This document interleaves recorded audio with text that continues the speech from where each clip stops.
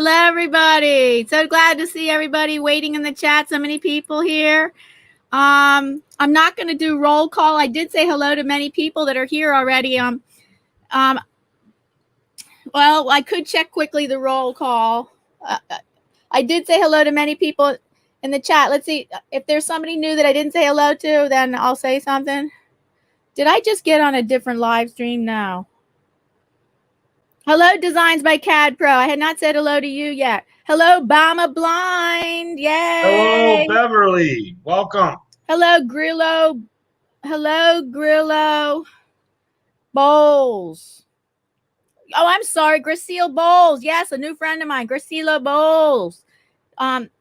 Yes, hello. And I'm going to have a quick introduction, and we want to get started by inviting people up on the chat right away. So, and everybody else, if I didn't say your name out loud, I did say hello to you. I did type it into the chat. And so, okay, hello. My co-host is the Paul's Blind Soup for the Soul. I'm Artfully Blind with Diana, and we are inviting people up on the chat in just a minute. I'm gonna make so our topic is, are you a hero? Oh, you better turn that down. Are you a hero?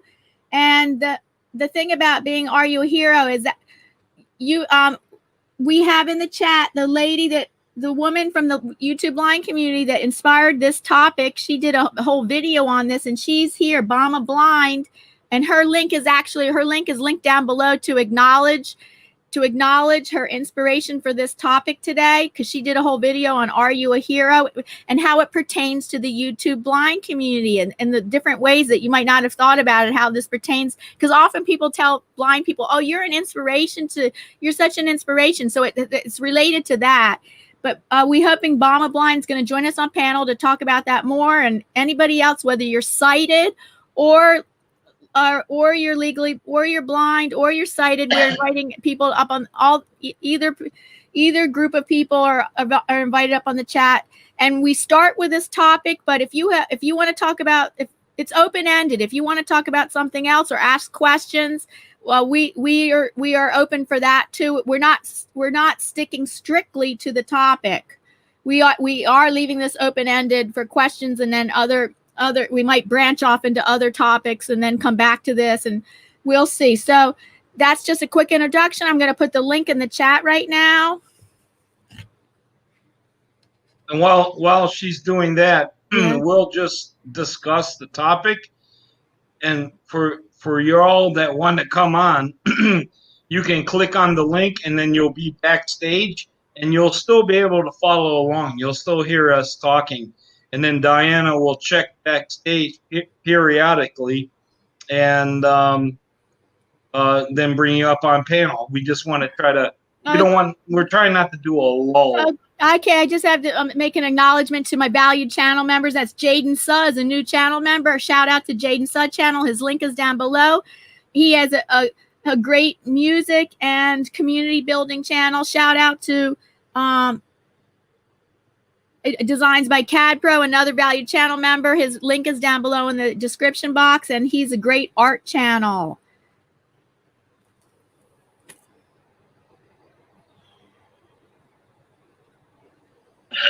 Ohio River Bobby, another valued channel member. Shout out to Ohio River Bobby. His link is down below in the description box, and he is a great variety channel, including a lot of current events that he's covering. All the best. He says, all the best. I'm just watching. Okay. Ohio River Bobby's just going to be watching. That's awesome to support by just watching and listening, because that still helps out the channel. Hello, Del Cecil Runo. So nice to see you. Hey, everybody, the link is in the chat already. We're getting started right away with inviting people up on the panel to start our discussion of are you a topic, and how are you a hero, and how it relates to the VIP visually impaired persons community. How are you this Sunday, Diana? Oh, hi, I just Eileen. Eileen, I I'm I doing just good. put the link Yes, in too. Paul. And you just put the link in again. Okay, now the Yeah, link is in twice in the chat. yeah. In case sometimes it's been my experience. Sometimes when you come into a live stream, for me, what's happening is, especially as a moderator, We hear when you somebody come, already. oh, good. It's Jaden. Hi, Jaden. Yep, we invite anybody from the sighted community or hello. Oh, God, come on. Hello, Jaden. Hey. Okay, so uh, how are you today, Jaden? Good. That's excellent. Short bus pull up. Welcome, short bus pull up. So nice for you to join us. I hope you enjoy our topic and our discussion. We have put the link in the chat for people to come up, whether they're sight. I think we have somebody else too. Whether they're sighted or visually impaired, can come up This and is good. This is good. We're getting rolling. Del Cecil Runo. Hello, Del Cecil Runo. Hey, good to see you. Thank you for the Hello. invitation. Yes. So what do you think about when are you a hero? Like, see, the thing is that in her in BAMA Blind's video, she talked about how there's visually impaired people that when they're told that, oh, you're my hero, somebody will say you're my hero, or you're such an inspiration to me. There's some people in the VIP community, that's the blind community, that means visually impaired people, that they say, no, I'm not, I don't know, I'm not, and then and then that's kind of discounting the person who's saying it. And we should not discount the other person's feelings. We should not discount the person's feelings that they are, that's kind of to discount that person's feeling, that we should honor the feelings that they have, whether we feel like we're an inspiration or not. Because many people, when they're told they're a hero or inspiring, they say, I'm just doing my job. Like firefighters will just say, well, I'm just doing my job. And what are your thoughts about that? Both Well, Jaden or Del Cecil Runo. Yeah, well, I have been one of those who makes the mistake of saying, no, I'm nothing. Come on, I'm not a hero. And I'm very dismissive of this kind of comments. I have made that mistake before. I think sometimes I keep making it because it's like, I'm not a hero. I'm just a person. And like people have told me things about that because I lived in different countries. And I'm blind. I'm partially blind. I have to explain. I have some remaining vision left, but it's so little that I'm considered legally blind. So just the fact that I migrated and lived in different countries, people are like, oh my God, you're my hero. And I'm like, why? Because I traveled, you did it too. So that's why I have made the mistake of being dismissive of that comment, because it is made in a circumstance that I don't think it's heroic. So like it really depends. Like if I accomplish something that really has to do with my eyesight, and it's really something that's like an accomplishment, like an actual accomplishment, then I'm very accepting and very humbled by for the compliments. But if it's just that I'm a hero because I travel, honey, you know how many people travel? You travel, I travel too. It's like we're equals.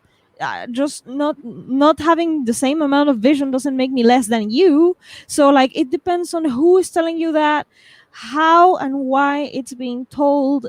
So like you said, a firefighter, that's a hero, regardless, blind, no blind. It's a hero. They are saving lives. It's different. I'm a writer, so like the meaning of the words, it's important to me. So I recognize that I have made the mistake, but I should not be so dismissive. Oh, I want to just add, blind. We have the, if you want to come up, blind Neil, but blind Neil made an interesting comment. He says we're all human, and he says we all learn. He just tells people we all learn to adapt to our changes, is what I say to people. Hi, Yeah. Ian Jackson, and welcome, Jaden has blind left Neil, us. and hello, Botter. Yeah. So, somebody was just up here and they just dropped. There was just a fourth person that just came up here, and Jaden dropped. Okay. Oh, okay. So, I was watching the chat. Do you have any thoughts about that, Paul, of what Dulcisa Yeah, said? I'll Just give call me you a little Doll. break. Doll. Okay. Just call me Doll. It's easier. Doll, right? Yes. Yes. Okay. I'll give you a break, Diana. You can do all your technical stuff while I talk, and so Yeah, I'm just reading the chat. Yes. Yes. I came up with this topic, or I discussed it with Diana, because I was very inspired by Beverly from BAMA Blind. It's BAMA, Diana, not BAMA. Okay. Thank and you. you have to excuse everyone in the chat that Diana doesn't follow sports at all. She's not a sports fan of any kind, basically. And I venture to guess she's called BAMA Blind because she's in Alabama. And, okay, now I get you it. say Bama, and their football team is phenomenal in college. So, yeah, it's Bama. So, anyways, Beverly, thank you for, I checked with Beverly first. I want to give her full credit of this and let people know and do a shout out for her channel. It's Bama Blind, BAMA. And her link is down below. Oh, very good. In the description box. Yes, and she's a very inspiring woman, and she, as far as I understand, she's totally blind. She has no light perception at all. She has a wonderful guide dog, and she just takes us on ventures and talks about several things. And she also does a fun thing once a week that, Dal, I think you would enjoy. She does the vocabulary and comes up with some interesting verbs and nouns just to educate everybody. It's awesome. So, Beverly, if you can click on that link and don't be shy, come on up. I'm sure everyone will fall in love with you. And Eileen, yes, Eileen, we were hoping to hear from you too, Eileen, Value La Femme. So, as far as getting back to the topic, it is very interesting because I was thinking like everybody else, especially your thoughts, Dal. It's just like, I'm just trying to survive. The brain is very interesting. You survive as a human. You have that fight or flight within you, and when you lose one of your senses, you find a way.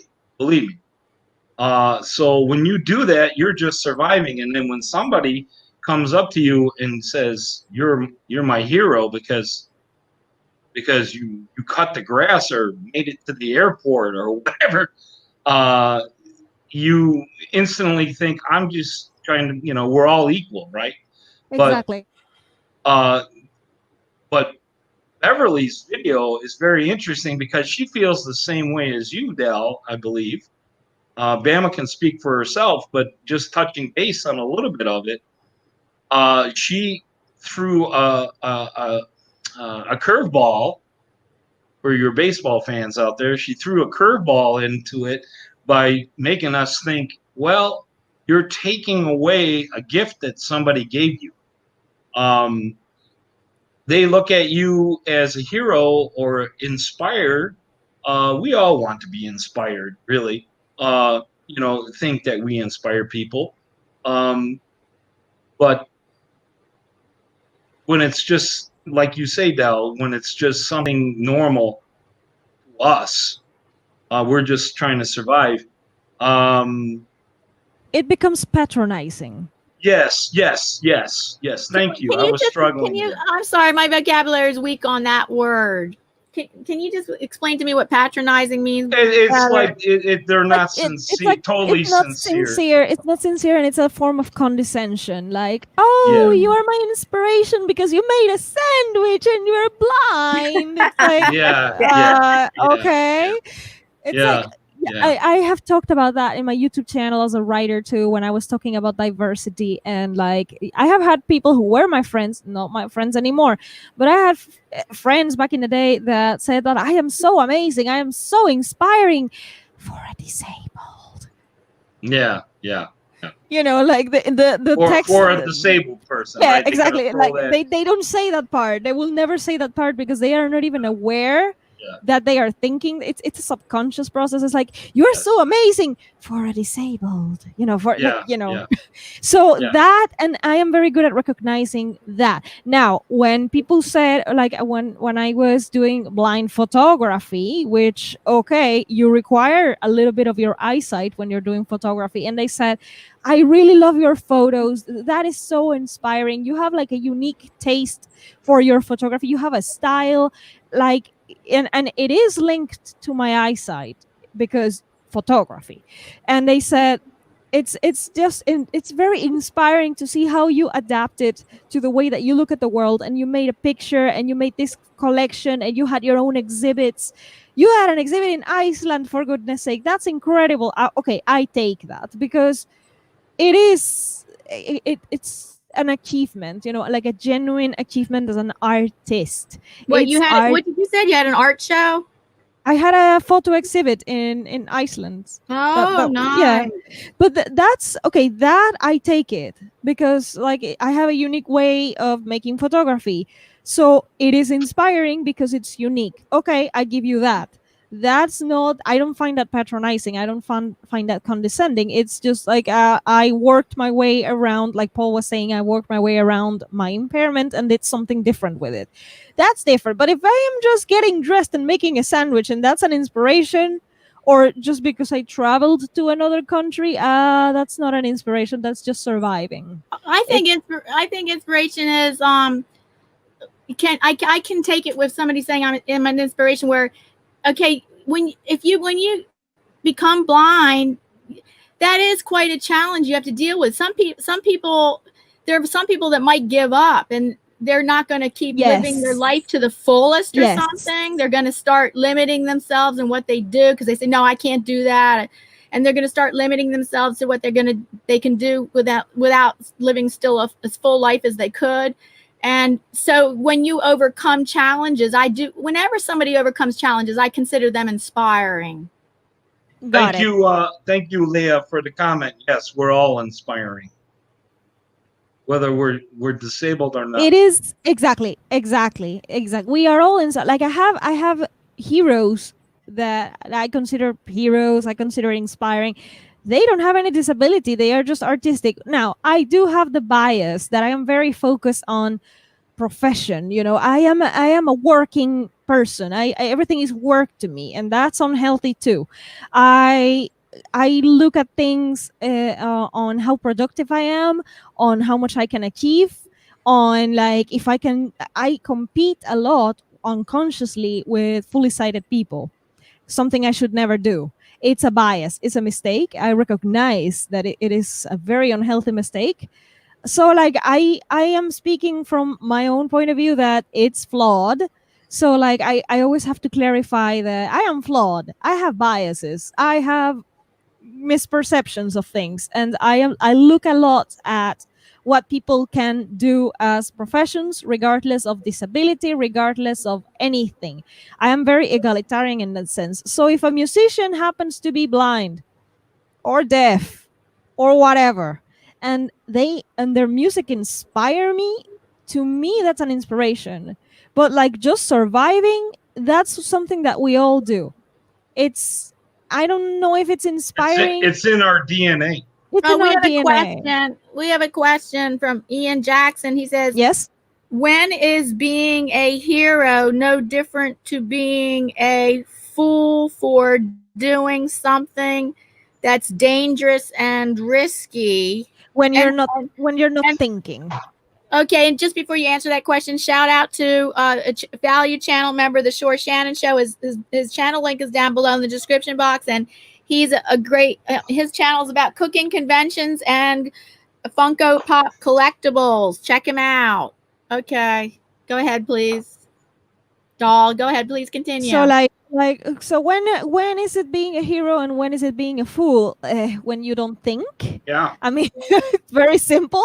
Like, okay, if I know, for example, I am very very pro the environment. I care about the environment. I'm very like, please recycle, please consider that buying secondhand products. I'm very eco in that sense. So when the wildfires in Australia were just devastating everything, I was in tears. I didn't even have proper money to donate. I had nothing to donate, and I was like, I wish I could go there and work as a volunteer and rescue the animals. And okay, Yeah. great, but doll, you cannot see and you're afraid of fire. So Yeah. you would be more of a burden than a hero because you don't really know what to do. So that would be foolish. And if I tried, it would be very foolish of me because it's not about putting myself into a limitation. It's just being realistic. There are things that I genuinely cannot do. I can travel to Australia and I can, be there and help with passing the bottles and, small tasks.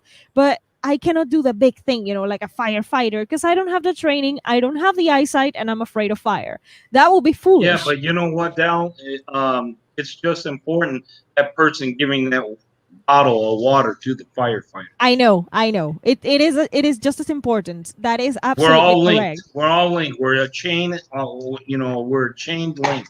Thank you for bringing that up because that's absolutely true. It's just that, it's foolish of me because someone who's already there could pass the bottle. I don't need to go there to do that. If you know what I Well, mean. here's the deal. Some things are big and some things A are lot of small. people Okay, would go ahead, go assume. ahead. A lot of people would assume that there's plenty of people passing water. They don't need me. I'm just disabled. That was just a silly thought of for me to think that. But really, if you push yourself and go do it, you will probably feel very rewarded inside, like you did something for your soul, along with helping others. So just Yeah. even doing the water bottle, Yeah. that kind of thing. So Another thing, you could do research and then make a story about it, and then it won't be fiction. It would be not fiction. It would be nonfiction, where perhaps with your skills as a writer, you could really tell a story to your audience about how important it is about these wildfires yes, and the exactly. animals. So it becomes like how do you become more heroic instead of just doing something foolish that realistically speaking you cannot do? Precisely, what can you do? Focus on what you can do and not what you cannot do, and work from there. So like, I'm always on social media. I was like spreading the word like crazy. I was spreading the word among my volunteer job colleagues, like, dude, Australia is on fire. People were not even aware of it. I was like, dude, Australia is on fire. There must be some donation Yes. websites. We can do There wasn't a something. lot of news coverage at all. Yeah, there wasn't. So I was the one who's like, hey, dude, Australia's on fire. If you guys know of donation websites, please go donate. I don't have the money right now, but like, please donate. Like, I was that kind of person. So I was trying to do what I could do from where I was, instead of trying to think something that's too big for myself, if you know what I mean. I was trying to do the little thing like the passing the water bottle, but virtually. So that's what I was trying to do. So it really depends on the circumstances, your realistic limitations, because I do not subscribe to the narrative that you can do everything. No, some people really cannot do everything. It's we have to toxic positivity is something I do not subscribe to. I do subscribe to realistic optimism because it's healthy and it always helps me combat my own depression, because I suffer from I do suffer from depression. I have to battle what Diana just said about like giving up. I'm always on the edge of giving up on everything, on life Yeah. even. So Yeah. it's something that's also a bias. I have depression. I have to battle this every single day. And so you can hear it from the way I speak about this, is that I do not subscribe to the narrative of you can do everything. No, you cannot. Oh yeah. Yeah. Oh, can I just stop you right there? I need to go back to the chat just for a Yes. moment. Oh, and Born to be Blind says hello to Paul and Doll on the panel. And, Hello. and Gracile Bowles, she says hello to both of you, Paul and Doll on the panel. Thank you for being here. I think I saw Cad Pro too. He said hello.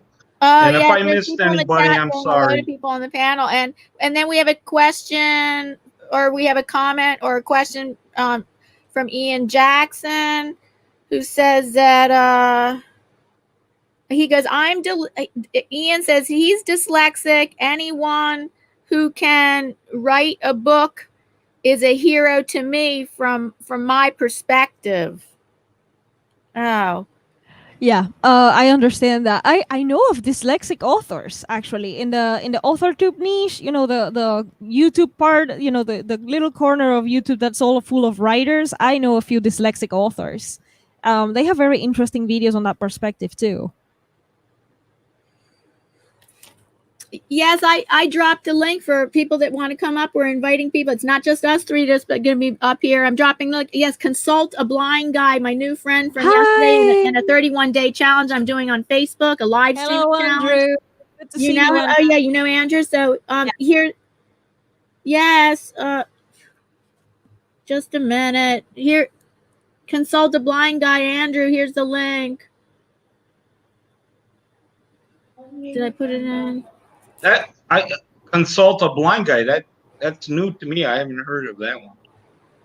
Right. I met two new VIP friends last night, Seeing Blind and Consult a Blind Guy. Man, this is so awesome. 3 years ago, there was almost nobody on there. There was just a few, like Tommy Edison, James Rath, and Molly, and that was about it. Oh, and then all of a sudden, it maybe just blew up. Matt from Blind to Billionaire was also there a few years ago. Yeah. Okay, yeah, somebody's here. Somebody's here.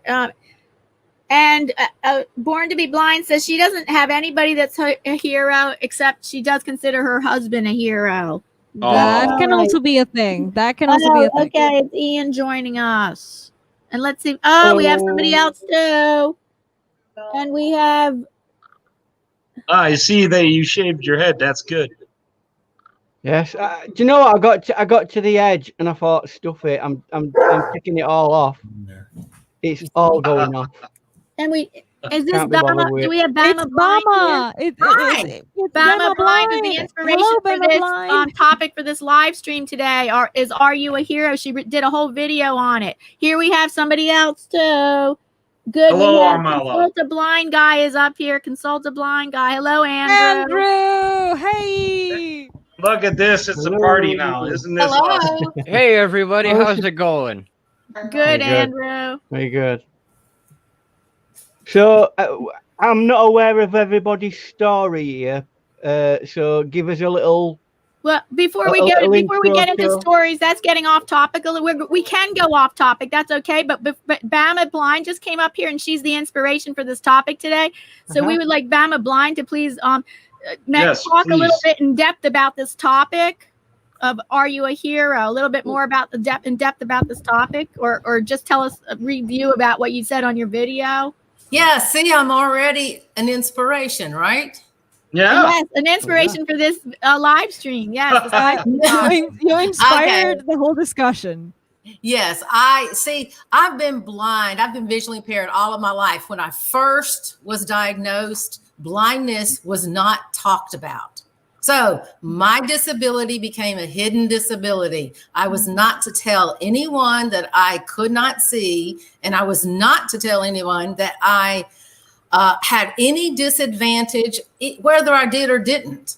So I grew up believing I was supposed to be like everybody else that had the advantage of sight. And, rock on along 50 years, because I'm 62 now. So rock on along. And lo and behold, we had the Americans with Disabilities. And, that was supposed to give us a lot of advantages that we had not had before. And we're 30 years beyond that. And I have been walking around in my town with my guide dog. It's the first guide dog I've had because my vision has progressively gotten worse. And I feel very confident walking, but the people that I have known all of my life are saying, you walk out of your house with no sight and you walk into the cafeteria or the restaurant, and I would be terrified. And I always say, yeah, I'd be terrified too. If I woke up blind tomorrow, I'd be terrified. That's just human nature.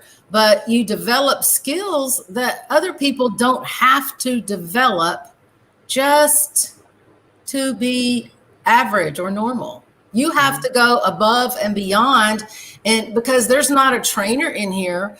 When, I was a rehabilitation counselor. So the worst thing was when somebody would come in my office and say, I lost my vision 4 weeks ago. That 4 weeks was probably the most terrifying weeks of their life. And for them to get up and make their way to my office, to me, was heroic. And that's all I'm saying. No, I totally agree. When I brush my teeth and brush my hair and, take a shower, that's not heroic. No, that's not inspirational. That's just normal life. I totally agree. So just to create some context around you, are you totally blind, or what level of blindness do you feel you have? I am functionally blind, so I see lots of visual noise in my vision, but it's so unuseful. It's just a blur. I could look at a dog and think it's a stump of a tree. So I can see something, but I have no idea what it is. Right. So, because I mean, there's a broad spectrum, even in this group of people here, of different various levels of blindness. Mm-hmm. So, and that affects you in a different way each and every time. Mm-hmm. But Beverly, when you say, well, just taking a shower, brushing your teeth is not heroic or inspirational, but if for somebody who's maybe, I don't know if it was with your disability or maybe somebody with a different disability, for them to do that would make it would be a challenge. It could be a challenge for them. And if they if they were able to rise to the challenge and achieve what that simple activity is, that could still be inspiring to other people, that they actually are face that challenge and didn't give up. Let me give you an example. I was at the dentist about 2 months ago, and the receptionist there said, oh my gosh, we just had a couple that left here. I said, oh, do they come in like me and my husband as a couple? One sees one hygienist and the other sees the other. And she said, no, she just lost her vision and she can't be left alone. And she's scared to death to be at home. So she came with her husband, clinging to him, and actually went back into the room with him while he had his teeth cleaned because she had just lost her sight. And for her to get in the shower would, it would inspire someone to, okay, let's overcome this terror and go on with life. Because trust me, y'all know this, the world is not built to operate without sight. It's not built. The world still goes on. It doesn't stop. So are we saying that part of what might be considered to be heroic is down to where you are as a person at any one time with a circumstance? That's right. Absolutely. Sorry, go ahead. So for example, like we've just said there, a person who's only just lost the sight might have to push themselves much more than a person who's had sight loss for a long time and has learned to adapt. Exactly. So, that makes a lot of sense. For me, I've been on both sides of the spectrum. Right. when I had that surgery done, it was just routine surgery. My glaucoma was starting to get out of control, and I had a little tiny bleb in my eye. A few years ago, they put a bleb in, and with eye drops and this little bleb, it's an incision in the eye that they can do where they make a triangular cut from the surface of your eye into your iris, and when that incision heals, they put a bow stitch stitch in there, and when it heals, instead of it sealing, it turns into like a volcano, like a little bleb, if you will. Right. So when after that forms, they take the stitch out, and then you have this bleb underneath my eyelid, and I'll just massage my eye occasionally just to release pressure. Well, over the years, that bleb started scarring over, and I had to have a routine needling where they go in and they just pop that membrane a little bit, and then I'll recover after a day. Well, I was the 2% risk, was the 2%, and my eye collapsed and hemorrhaged, and I went immediately blind. I mean, black as the ace of spades. Wow. And that was scary to me. I mean, my life, I was working, I was driving and everything, and I had some type of disability, but I could function. My whole world turned upside down. So those 8 weeks of darkness, I was preparing that I will never see the light of day ever again. And That's so scary. those 8 weeks, yes, there was, after the first day, it's a shock. I don't have a cane. Right. My girlfriend's mother gave me a smaller cane. Here, use this until you get a new cane. Lisa's doing research and got me a free cane from the National Federation of the Blind. And then we're going into day 2 and 3 where I'm following up with the doctors and they're doing tests and yada, yada, yada. And all this fear is just overcoming me. And, after 3 or 4 days, you can only eat out or do takeout so many times. And then Lisa's got to go to work. The world doesn't stop. Right. So I actually forced myself to learn how, all I did was boil a couple eggs. But I know my house, I would feel around and know, okay, this is my stove. When I turn it on, I'll feel the heat. I'll center the pot over the stove.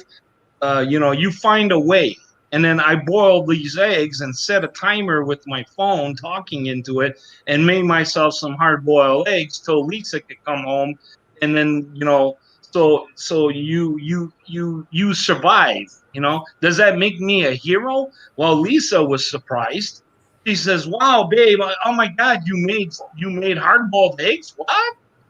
She was expecting me just to be a caterpillar in a cocoon turning into a butterfly and not do anything. Well, I was like, well, I was respectful and I thanked her about it. And I knew coming from her, it wasn't condescending. Yeah, absolutely.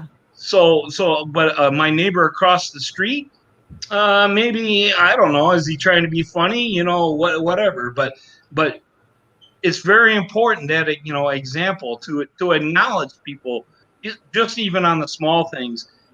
As a person with a soul, you should, never look at a gift horse in the mouth. It's a gift. Just accept it. Say thank you. If they were condescending, that's their problem. But you just accept it because you really don't know really what truly they're thinking. So to grow as an individual, I think you should just acknowledge it and move on. But I did all those things, and then my vision slowly started coming back, and but I only can see 10 degrees. An eye sees 180. I only see 10. The other eye's been completely blind, my left eye, since I was 8 years old. So with the right eye, I got some of that vision back, and then slowly I'm like, okay, what do I do with my life? Right. I'm fortunate that I have. can I just go back to the chat for a moment? We have a comment Yes. from Ohio River Bobby, who also thank you for your super chat, Ohio River Bobby. Thank you so much. And he said to Paul, he says, I had something like that done for the STIG, and it worked for me. Thank God. Okay. STIG is stigmatism. Yes. Stigmatism. Yeah, I know that's what it stands for. So what are we saying? The first level of being a hero is learning to cope with the outcome around you to start with, and then as you get more experienced, it becomes something that is everyday life. Mm-hmm. I have to learn to accept the gift. That's something that I'm aware of. Like I said, I have made that mistake because depression and also a previous history of bullying. So like condescension is very present in my life. Like people are just condescending because ignorance. But Paul, you're absolutely right. It's on them. I should learn. And I will learn to It's not easy. Yeah. It's not easy. No, it's That's not why easy. we're talking. I will learn. Exactly. We're human. We all make mistakes. I myself have made that same mistake now. So, and I still do it today sometimes. Yesterday I had an incident and I won't talk about it. I woke up that way today, so. Basically, I was in a store and I was going into a checkout with one item, and with the COVID thing, there's a long line that snakes around everywhere, and it's a small store. And usually when you go in there, there's only 4 or 5 people in the line, and I was like number 6, but I actually cut in the line, and somebody pointed it out, and it turned into a nightmare. Okay, I just wanted. But I didn't know I was cutting in line. Andrew. I was wondering, did Andrew want to share any thoughts? Yeah, Andrew, tell us your story. Oh, let's see. I'm 34 and I have X-linked retinitis pigmentosa. Okay. I am, or at least when I went into the clinical trial a few years ago, I was told I was the only Native American to have this particular strain of RP. Wow. I have been dealing with degrading sight ever since I was a kid, and I was considered legally blind by the time I was 16. When I went to enlist for the Marine Corps, I was told no because of my disability, but I was thankful enough to be allowed to volunteer 8 years for the Marine Corps because I had the determination to not allow them to tell me no. And that's been one of my biggest things in learning to deal with RP, is to not allow anybody to tell me I cannot do something because I cannot see. We have to push ourselves forward. Just because they tell us that we can't do it, tell yourself you can. Prove them wrong. That's been my entire life, is to prove everyone in my family and in the community that I can do it, no matter whether you say I can or can't. Now, see, that's inspiring to me. It is. And to me, thank you. So you were official Marine at the time, correct? Yeah, I spent 8 years. Thank you from the bottom of my heart for your service, sincerely, because my father was a World War II from the Polish National Army that fought against the Nazis. Wow. And ended up coming to the United States and became an American citizen because of that, because of all it being the Allies. So my father was a freedom fighter. So thank you very much for your service. I might be able to top both of you off. My grandfather was a paratrooper. Yeah. Who landed in Normandy. Yep. Didn't come back. Yes, my uncle and my grandfather were in the military. He was my grandfather's, I think, was in World War I. Now, to you, you think that that's not a big deal what you just did, but to me it is. So but it is. I look to you as a hero. Yep, I've Yes. been I mean that I've been sincerely. told that a lot the last couple years because they're like, "Wow, really? You did that?" It's like they don't let people that can't see into the military, and it's No, like, I tried "Oh." to get in when I had my regular site and I couldn't get in. Yeah, I kind of I went and I pulled that ADA card on them, kind of, because Mhm. it's like, well, you're disabled, we can't take you, you can't see, and it's Yeah. like, well, I want to be here, I want to do my part because I volunteered immediately after 9/11. Wow. I had already been going into the office and working with them, but when 9/11 hit, that was it. I was done. I was going to do whatever it took to be able to help in that situation. Absolutely. And they told me, no, you can't. And it's like, well, wait a minute. That's discrimination against somebody. How can you discriminate against somebody who wants to be here and help? And they're like, well, you can't see, so we can't have you do these kind of things. So it's like, but I can't go out and shoot nobody. No, that's no problem. I don't care about that. I would have if I was chosen to do so, but there are jobs in the military that you don't necessarily have to be able to see to do. Well, all, not you know. also at the same time, blind people. There are Patriot in the Dark, for example. Shout out to to him. Patriot in the Dark. He's a gun advocate and gun enthusiast and gun yeah. educator, and he's very responsible and educational, and he's totally blind. He can't see anything. Yep. Not even light. My grandfather was 100% blind, and he went hunting. Right. So when you're training, the old saying, you ain't training if it ain't raining. Well, it's raining on you because you can't see. So at that point, you could be more pinpoint than the person with sight because you're not distracted. The training involved. So for those individuals that think that somebody can't shoot a gun or fight for freedom, they're sadly mistaken. Yeah. That's a hero. And just like Andrew said, there are other jobs. I mean, we have Patriot in the Dark who is very into this safety videos. I have learned a lot from Patriot, but also like Andrew said, not every job requires your eyesight. You can find something else that you can do. That's right. Yes. Look at all of us right now. We're all online. If everything was about being sighted, none of us would be on here right now. No. None of us would be able to figure out how the hell do I hook up this laptop, or how the hell do I hook up this phone and microphone or whatever so we can get on here and chat. And that's the one thing I've been trying to get people to do is to find that determination within themselves that we can do this. Right. We have to do this for ourselves. If not for everybody else, for yourself. Because if you don't, we're only going to be sitting here depressed and downgrading ourselves even more than what we already do in the VIP or disabled community because we get bullied or get put down because of how we are.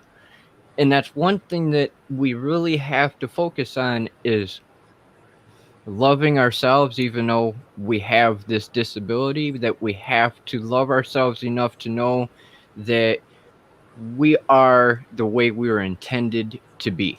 Exactly. Everyone has their own journey. Now, that was my whole point. I'm sorry. It's BAMA Blind again. Yes, Beverly. That was the whole point, and I do a lot of wrestling with thoughts and concepts. And I've thought this out. I've had all of my life to think this out, and it's changed. When I was younger, I was militant.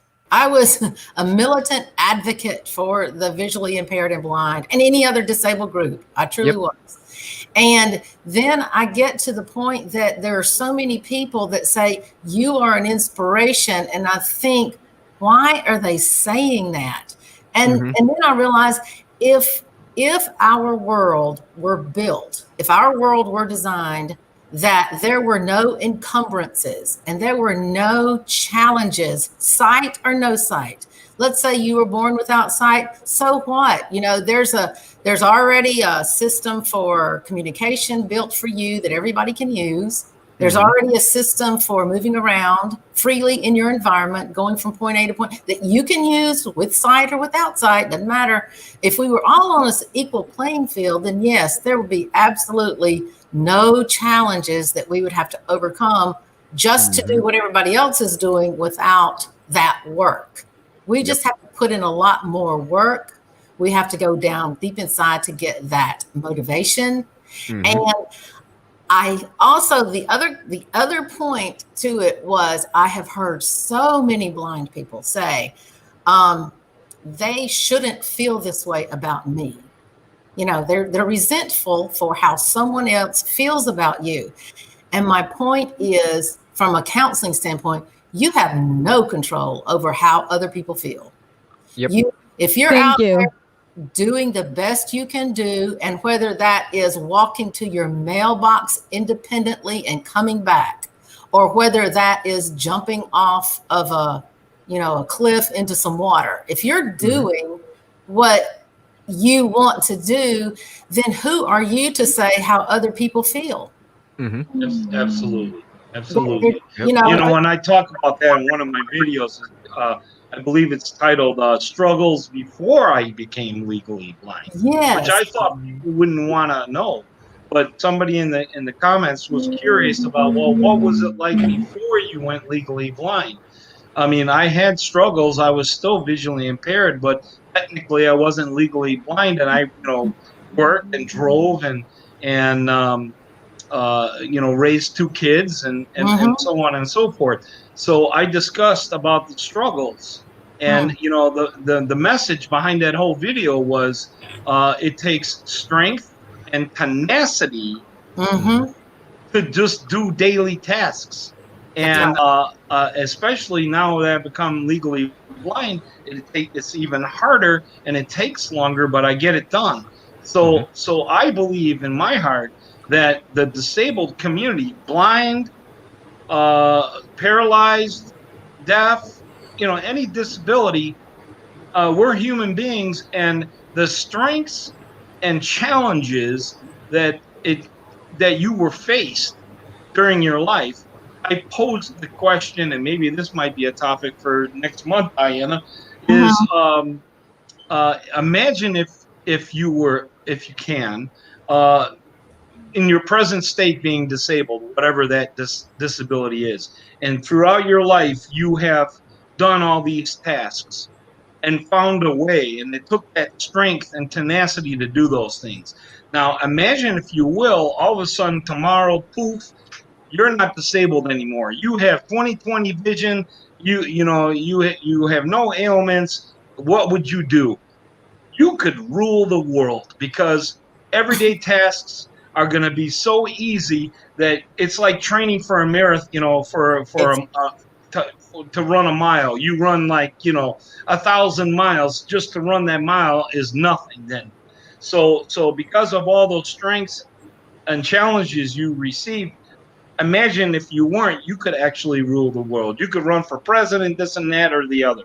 So tasks would be so easy. So I believe that the disabled community are the strongest people in this world. I really do. I'm not taking away from sighted people that can do wonderful things. I'm not taking that away. But they don't have the empathy that we have. And that's what my channel is based upon, empathy and education. And I want to inspire anybody, not just disabled people, but even the sighted community. And this is why we're here. I have to learn a lot from you, Paul, because I'm one of those that as I grow older, because I'm fairly young. I'm 29. I'm learning. I'm still figuring it out. Yes. Oh, Yeah, baby. I'm a I'm baby. 55. I'm the baby of the chat. I'm a baby of the chat. Yeah. Her and Andrew are the babies. Yeah. I'm not that I think much I'm the older. old lady. Oh my God, I think I'm the old. Oh no, I'm not. I'm second oldest. It's me. Oh, Yeah, you're not second Grandma oldest. Grandma Diana today. No, but so I'm learning about as I am growing older, and I'm figuring out things. How can I do things? And working around my writing and my artistic endeavors and all that stuff, like I am realizing that my visual impairment, it's an impairment. It is. It hampers my punctuation skills. I mean, yes, I have things to correct due to my visual impairment, but I have realized that my depression is a stronger disability and a stronger impairment than my blindness. Yes. Like I was born with, like, my visual impairment is not progressive. My condition is called chorioretinal coloboma. So I'm rolling my R just to, chorioretinal coloboma is very rare. Almost nobody has this. I have My it. best Mine friend is has extremely that. rare too. Hardly anybody has my retinal disease too. Yeah. So like, so Bama, Bama blind, someone My with. best friend, yes, had that. Yes. Oh my God, Bama, I need to connect with you on other social medias if you have, because like seriously, I need to connect with you. I need to learn a lot from you too. Oh, Yes, no. there's that empathy. Did you feel it? That spark, that empathy. Yes. Very Yeah, powerful. but like I was saying, like I have to learn to struggle against my depression much more than the task that I already know how to do with my visual impairment, because I was born this way. I was born with my condition. It's congenital. It's not progressive, so it's always the same. I have had 29 years of training already, and I can do things. But like depression is even bigger. It's that's something that I have to battle every single day, and because of my circumstances, I do not have medication. I cannot afford medication. I'm a foreigner and I don't have like a network, I am a resident, but I still don't have a network, like a safety net system. I don't have it because I'm not from here. So so it's all on me now. I have to battle it every day. I have been trying to organize my sleep schedule, which I never had, and I'm still battling that. I mean, there are so many other things that I battle that are not my visual impairment. So like blind, when people say that I'm inspiring because I'm blind, it becomes like seriously, right. Yeah. Well, can I do that? Oh, and you can continue. Can I interrupt? Because it's hard for me to juggle the chat. There's people making comments in the chat, and sometimes I'm answering them in writing, and sometimes I don't know if I should tell the panel. Don't worry. I don't know. Sometimes I should tell us. Want the panel, like Ohio Riverbody says, no matter what, we all can do something to help if you want to make a difference. And then he said something else. I can't read everybody's comment. Something, and then Vermont Paint and Photo says he doesn't let his he has some kind of he has some kind of eye condition. He says he does not let that slow him down. And now it's hard for me. I was holding these comments. Okay, everybody. Sometimes in the chat, sometimes I'm just going to respond to you in writing, and I can't always verbally acknowledge your in the chat. Yeah, I can't always verbally acknowledge. Don't get to everybody. It's going by so fast, so we're not going to be able to get to everybody. Yes, I will try to look at the comments too. I will try to. I'll try. Let's try to help. Sorry, go on. Yes, anybody on panel. I mean, if you're. And Ian, what are your thoughts? We because now everybody else had been talking. I would just struggle because we're back onto the main theme of hero, right? We spoke about the military, for example, and automatically, if you serve in that kind of sense, you're considered heroic. Part of that, automatically you are. How about anyone who says, no, I'm making a stand against war, or I don't want to take up any military service, or I don't want to take up any arms? Are they just as heroic? No, by not making usually. Their stand? Not usually. They're usually castrated or ostracized because they don't. Whereas I think it's not that, and not that I view it that way, but I understand what you're saying. I don't think that everybody looks at them as patriotic because they're not stepping up to do something. I'm not talking about patriotism. Hero. Scrap that. Patriotism is a boatload of propagandist rubbish, right? Well, yeah. Thank you. Yes. Right. Yes. I like That's you. a whole nother other topic. Oh yeah, but I was kind of using that for an Rubbish. example. Let's not get political about it. We're talking about actual character traits. Yeah. Right. Heroic, right? Yeah. If you make a stand to say, no, I'm not taking up arms, I do not agree with this war, and I will absolutely not involve myself in it, you're just as good a hero or bigger hero as somebody who goes and puts a bullet in somebody's head. Yeah. Well, that's what I was trying to say. Is it's like, even though they look, I've noticed it anyway because I did recruiting for 8 years, Right. and when you see people come in and they do the recruiting and they come in and you got those guys that are all gung-ho, hey, I want to join, and then you have those that come in and then they hear everything about what you're going to have to entail, and then they're like, oh, well, I don't want to do this. I don't want nothing to do with that. I'm not into taking lives. I'm not into fighting. I'm not into violence. And it's like, well, why did you come here? So then you have that, you have the hero of, I'm willing to go do it. And then you have the hero of, like, World War II, for instance, in Vietnam, of, I am not going over there. There's no reason for me to do it. I'm going to stay here and I'll protest it because we need to save lives, not take them.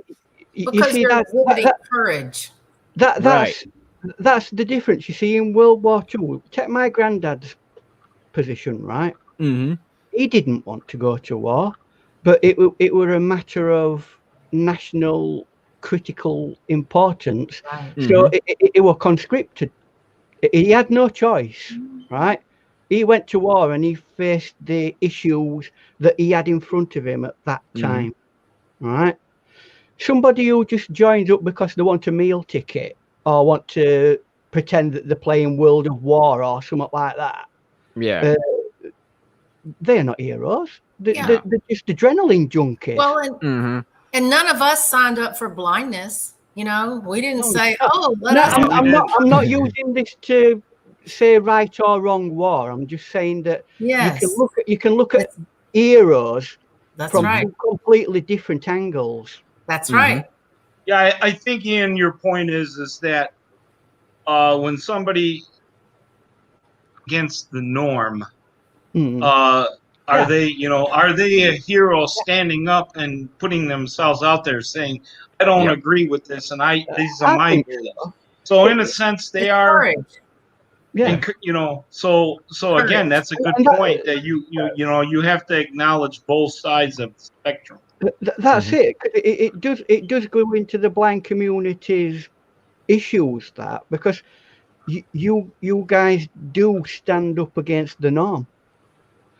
From a sighted viewpoint, I look at anybody who does any kind of anything that's blind, and I go, "Whoa! Look at them! Whoa!" You know what I mean? And maybe you're right. It's patronising that. Yes. I should look at you as people who are everyday people who've got various issues, just like I've got various issues to deal with, and look at you like that, and stop looking at blindness. Stop looking at it.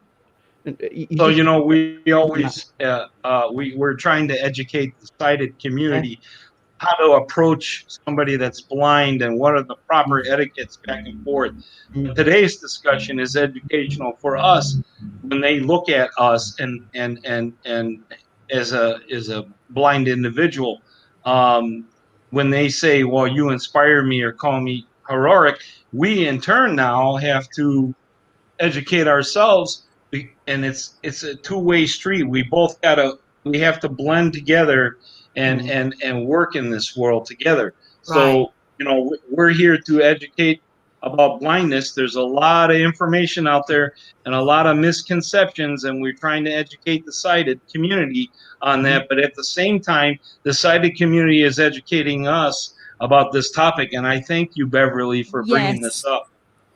Well, thank you, Paul, for your dialogue with me on that, because, we've had some dialogue on YouTube, and it really helps me because I've thought this way for a while, especially when I hear people saying they shouldn't think that about me. And yes, that would really anger me if it were patronizing.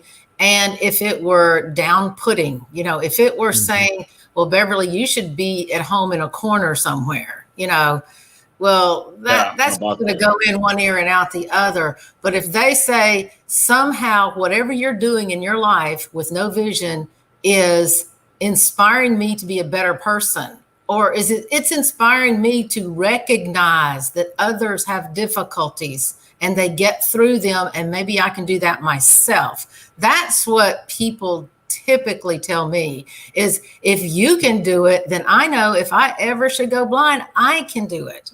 Yes. And Yes. nothing negative about that part. I mean, not for double negative there, nothing negative.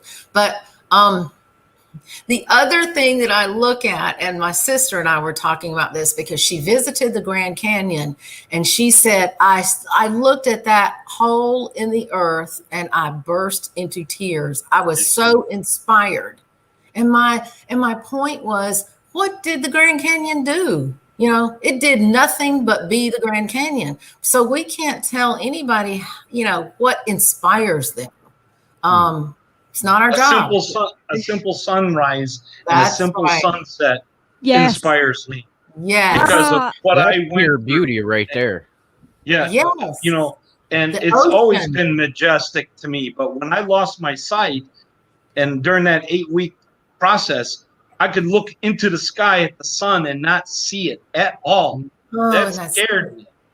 And for just to get a little bit of that back, where I can at least see that sunrise and sunset, it mended my heart. I'm grateful for that. And what did the sun do? What did the sun do? You know, what act did it do to create that emotion inside of you? It was just being itself. Yes. And that's my point. By us being ourselves and just being in this world without the benefit of sight, if we inspire others to, you know, courageously march on, then so be it to me.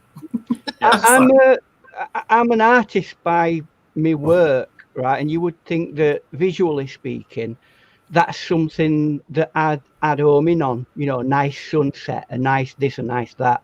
Yeah. But one of the most important experiences that I've ever had in my life wasn't a visual one. It were actually feeling the waves. I were at the coast, and it were like a supermoon, and it were high tide, and you could feel the energy coming off the waves. I weren't in the water. It was just like a wave of energy coming off it. You're a writer too? No, I'm a visual artist. I'm a dyslexic sign writer. Okay. Sorry about that. That's how to overcome disability. Become with the humor. Become the thing that you're not expected to be. Right. Everybody said I couldn't be a dyslexic sign writer, and here I am. You are. Sign writer. But you're right. Humor helps a lot. Humor. Sometimes. Oh, it does. It covers all sorts of problems. Humor, whether you're disabled or not, but whatever disability we suffer from. Sometimes my sarcasm gets me into trouble. Likewise. I think we all do that. Yorkshire sarcasm. Yeah. It's bled into you. You see. Ohio River Bobby has a comment that says BAMA Blind. It says BAMA Blind. Thank you for saying that, but because it is scary when you're 40 to 60 and then you lose your sight. So you all do help others to overcome that. Thank you very much. Thank you. So I've been blind from birth in me right. Take care, Shannon. I'm sorry, Ian. Take care, Shannon. Right. Yeah. Bye, Shannon. So bye, Shannon. Bye, Shannon. Bye, Shannon. So I've been used to that, being blind all my life, right? But my brain like compensated for it and gave me a bionic eye, right? It can see more than what anybody else can. Yes. Now, that's what I've been used to the vast majority of my life. One good eye, right? It has its problems, but recently I started losing a lot of sight in the eye that I'm good in, and that panicked me. Yes. So I'm going through a similar kind of issue that you guys. Yeah. It's stabilized, but what the very minutest of difference in my ability to see, and I went, you know, panic. And I remember, Ian, you discussing about this, that you as a painter, by the way, you can see Ian paint on Fridays on Diana's channel. Just go to her channel. She's got an about section with all her schedule. But Ian is a guest artist every Friday. He's a wonderful watercolor artist, and he paints various things, landscapes, so on. But I remember, Ian, you discussing that because of this disability that has happened to you, you know that you probably will eventually be blind, that you want to start painting more because you may never paint again. But I'm on limited time. On top of that, there's a gentleman out there called John Bramblett, who has no vision at all. Oh, Ian knows John. Paints amazing paintings blind. And he's doing this with a brush and everything. This is not just finger painting or doing a pour. He's actually painting just like you, Ian, but he does it by texture and weight of the paint. Let's put it this way: he's totally blind, and is a 10 times better artist than I ever am. Yeah, and he does this simply by touch. That's inspirational. I'll tell you another artist. Well, I'll tell you an artist that inspires me in that sense. I don't know whether you'll have heard of him. He's called Turner. No, I didn't know. Yes, I know Turner. He's one of the great masters of art, right? He's a master. Yes, a master. He's not living anymore. He lived in 17th century, 17th, 18th century, something like that. One of the great masters of art, right? Highly revered. He were blind. Whoa. Most at Bester is Bester. He became blind through old age, but most of, ironically, he painted very detailed in his younger years, but as he lost his sight, he were not able to see the details, so he became much more abstract, and like everything were all blended in. And it's those paintings that people love by him. Yeah. When he went blind. Wow. And Monet went blind too and kept painting. So just because you lose an ability somehow, it don't mean to say that ends your capacity to create. That's right. It just opens a new door for you. It's just whether you're going to go through into it. That's a good point. Everyone's journey is different. We all have different journeys. I truly believe, and I don't want to get into religion because everyone has all different religions, but I believe that we're here on this earth for one thing: to help each other. We're the universe, God, whatever, they put us on certain situations at certain times in our life.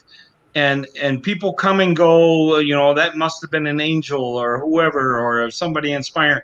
The way the world goes around, our purpose is to help each other. And like today, for example, us being on this panel, just after our third time and being this successful, it proves my point. Yes. I agree with this.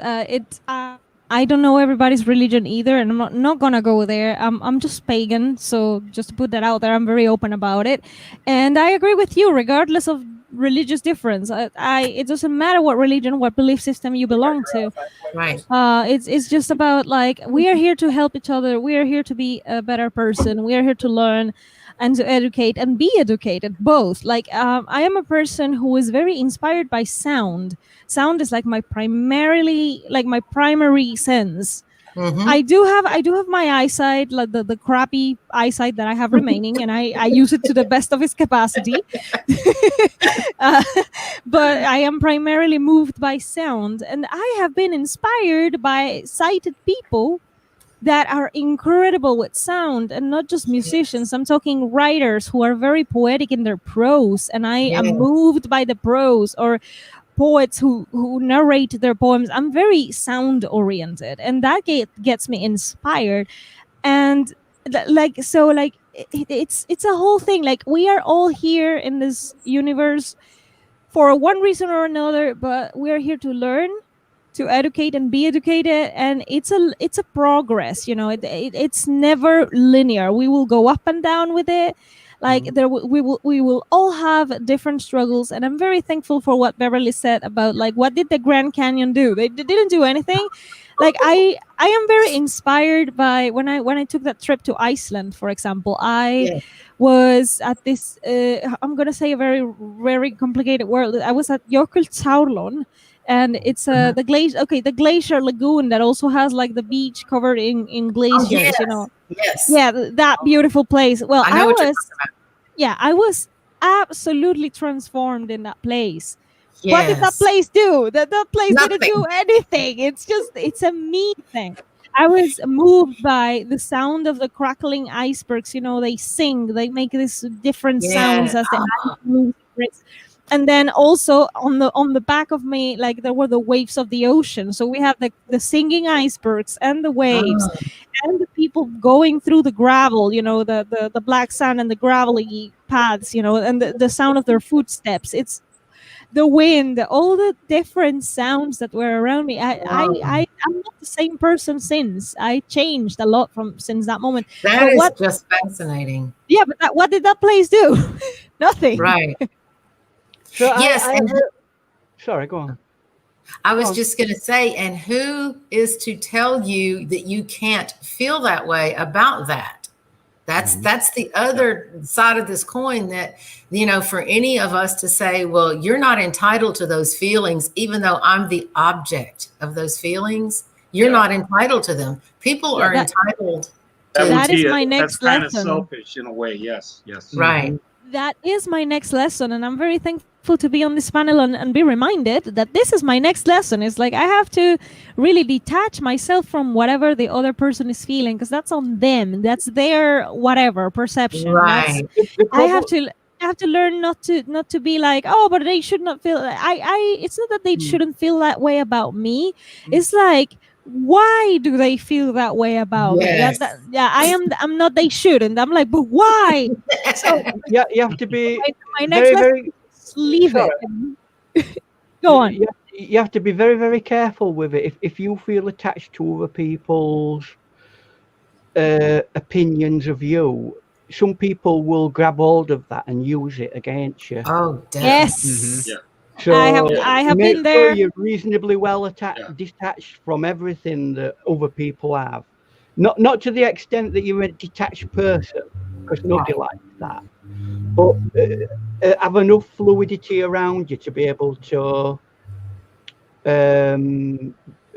back away from someone who can over manipulate what they're doing with you. Yes. And and Ian, the reason, a good thing for that is the very first thing you do is, like you said, and everyone else, you have to start. You have to love yourself first. Oh yeah, absolutely. Yeah. You love yourself. You have to love yourself before you help others. So by loving yourself, and you come into that situation and you don't want to get too attached to somebody's opinion, that's where loving yourself comes in first. You love yourself, you acknowledge it, and if I'm inspiring, great. I'm happy. And then you don't let, if it's condescending or not, you don't let it attach to you, so that you can focus on you and you shine. We're all individuals and we all shine out different ways. So you just shine and you just be you and just let everything fall into place. All this conversation that we've had today has made me now ask the question, because we've talked about the battle that we have with ourselves. Does that make us an hero? And we've also looked at being a hero by helping others. So which one is more of an hero? The inner battle with yourself, or being a hero outside of your own self environment? Or is it about being a balanced person which makes you an hero? You know what? That is a That's a good subjective question. to all different people. They're going to have different, you know, which one's number one, number two, number Is three. it like a balance point every so sometimes you have to be outside of yourself, and sometimes it has to be about being you, Right. Yes. Yeah. you know, and so long as it's not always just about you or just about everybody. No, I don't mean it that way in an aspect, but it's just like, put it this way, very simplest terms. Most of us have been on an airplane, and what's the first thing they tell us about when a cabin gets Take care of depressurized? yourself Yeah. before you take You care got to of take others. care of yourself. You have to put that mask on first before you put it on the child. And when I first thought that, I'm like, that's horrible. You want to, you know, you give your life to a young child, you know, most people would. And, but it doesn't make, the point is you may pass out before you can put it on the child, you know, the mask on the child. So you gotta put that mask on first. So that's what I mean. In order for you to function and shine, you have to do yourself first. But yet at the same time you need to be outside of yourself or outside the box and process everything at the same time. It's challenging. It's, you know, it's being human. It's being human. Can we say then that being a hero is about being balanced? That would be a fair statement. Yes. Definitely say. Yes. That would be a fair statement. I think it would. Oh, say that again, Definitely. please. I was distracted by the chat. Just for Diane's benefit, can we say that being a hero is about being balanced? That's Versus the other. But versus either being all No, for I think yourself or all the for perception of yourself is different than perception others have of you. And many times you're hard on yourself, and people, things that you think are a flaw in yourself, others don't see that as a flaw in yourself, or vice versa with your strengths. So I don't know about being balanced. Somebody could do a heroic act and they could be a mess. They could be like they could be a drug addict, and one day they do some heroic act. That's true. I mean, there's you've got to look at it not from your own self-centric viewpoint as well, aren't you? Both. Yes, you have to look at how you look at it yourself, and also maybe, I don't know how much the perception of others plays into it a little bit, but maybe not too much the perception of others of how you're going to think about yourself. How much of the rest of, remember there's 8 billion other people on this planet, right? So how much of everybody else do you take on board? You don't. You can't. You can't. That's where that comes in, where you take care of yourself. You start getting overwhelmed, you might have to take a break, refocus, that kind of stuff. Right.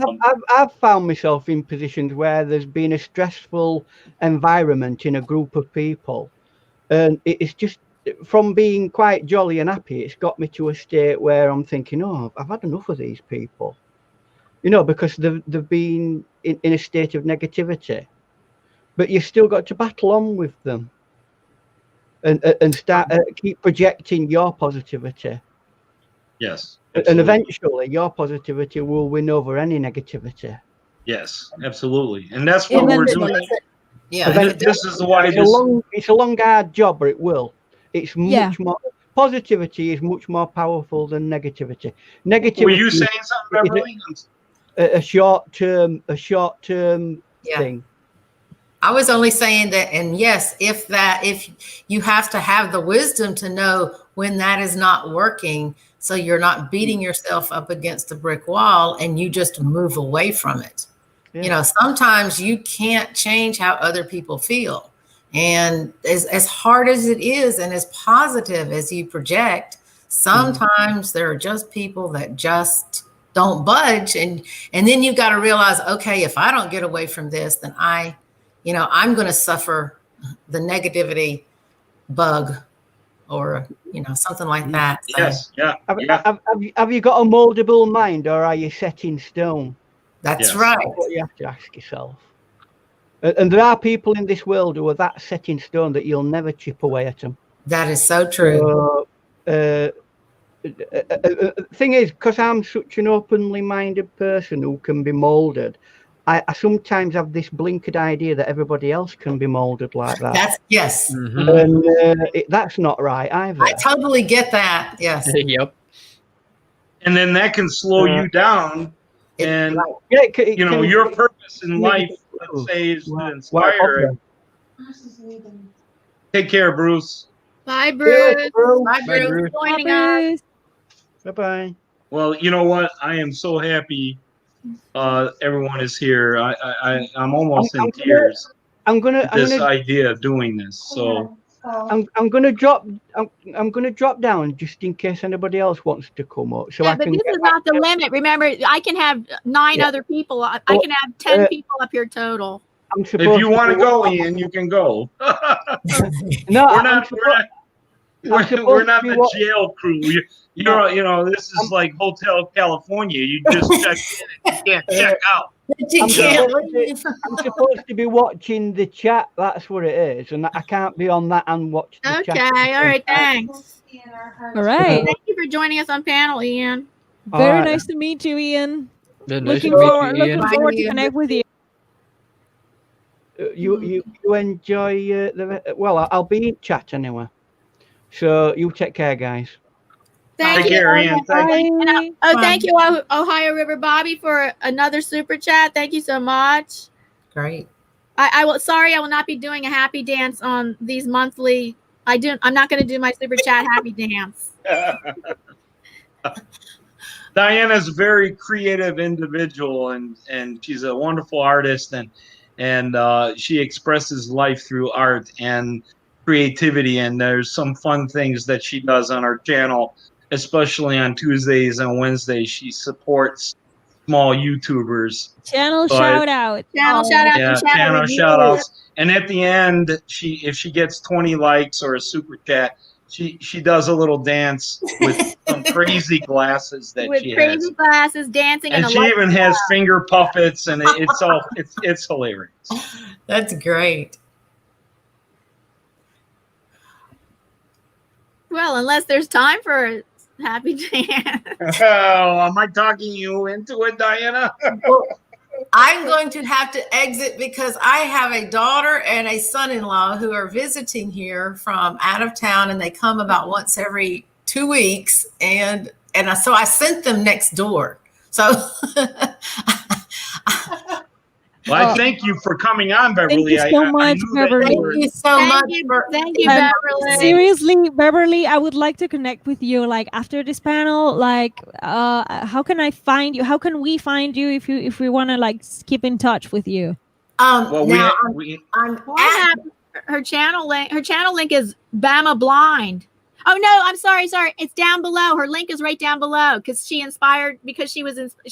her video inspired this topic. I have her channel link down below in the description box. And what I will do, I will post my. I'll tell you what's happening. My Facebook, PM does not work. It is not working. Okay. But I have a email address that I will post on my BAMA Blind channel. And at least I can get some emails which are private. So yeah. Because if you want to keep in touch and just like having more in-depth conversations later, because like I'm very interested in like getting to know more from you. Like I have a lot to learn from all the people in this panel. Like I said, I'm one of the youngest, so I have a long way ahead. That's a good thing. Yes. Keep in mind too. That's a very good point, Del. There are very young people now coming on YouTube that know about all this stuff better than us that are blind. And they are very inspiring to me too, because they're trying to fight the good fight and educate people and spread empathy out there too. So just because they're young they have a lot to add to it also, even though they're still that's- learning. We're yeah, all yeah. learning, but Totally even though agree. the young people too are, just as important. Absolutely. That's a good point, Paul. Yes. Well, thank you so much for inviting me and for jumping into this topic, because it's so, I just love discussing things that kind of stretch our brains, Yes. Yes. You're welcome, and Yeah, thank you nice so meeting much. Thank you. Bye. Take care, All Beverly. Bye bye. Take care. All right. Okay. What do you want to do, Diana? You want to keep going? Well, it's okay. Anybody in the chat would like to come up on the panel, or anybody in the panel have any more thoughts to Let's discuss? just put final call for people to come on panel and we can wrap it up, Okay. because we don't want to tie up our guests too long. I think we covered a lot. I mean, I'm very I'm very happy that this happened, and just the third time, look how well it's turning out. I really hope this grows, and I hope I inspire other people to do the same. It will grow. It will grow because definitely. once a topic So far, it begins, grew today some more people than will, from last yeah. week, from last month. I mean, and Yes. some people will just take in the topic and do their own take. Like some people who would catch the replay or that kind of stuff, and they're like, I want to talk about it, and I saw this video by Diana, and I want to talk about. So it will grow, and it's good that it grows because everybody has a different perspective. So like I said, I have my own biases and my own flaws, and I have a long way to go. Like Paul is way ahead of me, and Paul has like a different Diana and Andrew too. Like Andrew is like his channel suggests, consult a blind guy. So you're very big in like business and like marketing and like all this stuff that I am still very new to. Oh. So it's like Andrew has his own things that he's way ahead of me. So like it's not just about the age, because I don't want to fall into ageism. No, it's just that No. I am still learning things from everybody, and Yes. it's good that everybody takes gives and takes from the community. So it's great that you make these monthly panels. We have a different topic, and people just learn and share. Like it's the greatest thing. I'm so happy that I caught this panel. I thought I was not going to wake up on time. Oh, and where are you located, if I may ask? I'm in Argentina right now. I am not from Argentina, but I'm currently living in Argentina. Okay. It's just that I had a horrible night of sleep last night, and my perfectly kept sleeping schedule got ruined last night. I don't understand. Like I it's just I have sleeping problems, so I thought I was not going to wake up for this, but I did, and I'm very happy that I caught it on time. I have a suggestion for your sleeping problems. Try watching some ASMR videos and find one that you really like, and they can help you get sleepy. Yeah, you're very sound oriented. That would work Yeah. for you. There's all different kinds of ASMR videos, but I found one that I found a channel I really like, and I really like her. She's an Asian girl, and she has special videos just for making you sleepy. Mm-hmm. It really works for me. Usually I try reading books, oh, that helped. Yeah, a lot of people. The text to speech, I have to use the text to speech robot to read me the ebooks, and I tend to fall asleep with that. So your sleep problem is like waking up in the middle of the night or something? I fall asleep too early sometimes. I wake up in the middle of the night sometimes. It's like I don't have a pattern, and I am trying very hard to maintain a pattern, and I did it for like a week or so, but last night was a disaster. We have those days. Yeah, we have those days. Like I'm just thankful that I could still wake up and still do things today. So I'm very happy to catch the panel. Like thank you so much. The topic surrounding it, and the people who jump in the panel. It's really awesome to just be here and sharing with everybody and learning. If I have something to contribute, not just about my flaws, but like I said, I have been training with my blindness, my legal blindness, or however you want to call this. I have been training all my life. I have it I have it pretty much nailed. I can cook if I want to. I'm not very good at cleaning because I cannot see it, so it's not never gonna be perfectly clean. The house chores I'm talking about. I try though, but I mean it's never gonna be perfect because I cannot see it. But so the visual part is covered, but the mental health is the part that I'm mostly struggling with, and that's gonna like you guys said, eventually I'm going to overcome it, but it's not gonna be tomorrow. It's takes gonna take a time. while. It's bigger than my blindness by this point. Like blindness, it bothers me, it hampers me when it comes to like certain type of job, but because there are some platforms that are not exactly accessible, and I have a hard time like maneuvering at the same speed that a sighted person will. So like when it comes to like professional, like jobs, there are some things that I am a little bit slower, and there are some certain types of jobs where you cannot be so slow. Dale, you're gonna love my new series. Oh yeah, please. What's your new series about? Tell us. Getting off of disability. Awesome. Being your own boss. Ways that I've we done as that. blind and visually impaired. I've done my career with my disability. Yeah. And I'm finished my career. Well, unfortunately, before Consult the Blind Guy started, I've been a content creator here on YouTube ever since it started. Wow. And I was never under the impression that we had a community on here. I was always assuming that because I'd never seen it anywhere, that I was one of the only blind content creators on YouTube. It was a small community back then. There was nothing, I think, back then. Yeah, not too much. And just a few months ago, I seen a video of Casey Neistat interviewing Molly Burke. Yeah. Yes. And that is what enlightened me to knowing that we actually had a community here now. Just a few months ago? Yeah. Oh, same for me just a few months ago too. About it's like I was knowing there's a YouTube blind community. Yeah. I've been following Molly. No I've been following like Molly for years. Yeah, that video is actually almost 3.5 years ago. Yeah. I remember that video when it first happened, and then Molly obviously shot through the roof because of Casey's following. But just the past 3 years, not just the blind community growing on YouTube, so has technology. Yes. For the blind. There are so many aids out there now that there's so much out there that you're like, oh my God, I have to go to college for this, because there's so much availability of different types of technology out there to help you be that individual. So we're on a shift here. It's awesome. And that's what the creation of Paul's Blind Soup for the Soul. I'm putting empathy out there and education and educational stuff and things that are good for the soul, that just to step back and enjoy that sunrise or sunset and so on and so forth.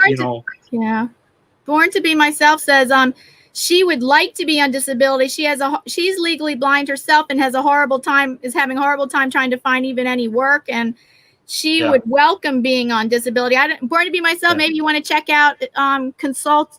That's his name. Andrew, that's his channel, because what is this? Okay, a new series, and on his channel, that's his channel. Consult a blind guy. Andrew, can you give us more about what is the series about? Like, just tell us more or less what is the series going to be about specifically. Okay, Dale, I know you're one of my subscribers, so I'm sure you've probably seen one of my videos this past week about 10 ways to get off of disability. And over the next 9 weeks, because of doing the Lita challenge, I hurried up and I recorded all 10 of the videos one after another in like 5 hours. That way I had everything done so I could do the challenge for the month. But I'm going through each week on Mondays. The video is going to be a quick breakdown of each way from the last video of how to use each platform to get off of disability. For instance, with us being here with Diana, perfect example. Artfully Blind can now take her brand and turn around and not only do these live streams and advertise, but now she can go and blog on Facebook. She could do affiliate marketing. She can do an email list to market her art even more. You can use other platforms to grow your brand, build your own business, and use your skills that you already have to help those out in the community. Yeah, you know what? If I may, since we're talking about both sides of it, you know, like, are you a hero, this and that? To me, there's nothing wrong with being on disability. You don't have to get off of disability. If disability helps you, there's nothing wrong with it. In my situation, I became blind at age 53. All those years that I worked that I possibly could have been on disability, I looked at it as a negative thing. I didn't want to be on disability. I'm going to fight the good fight. And I did that for years and put tons of money into the system. And then now when this happened, I'm a realist. I'm 53. It's just going to be totally difficult. I'm fine with it. I've been blessed. I worked for a company that had awesome insurance.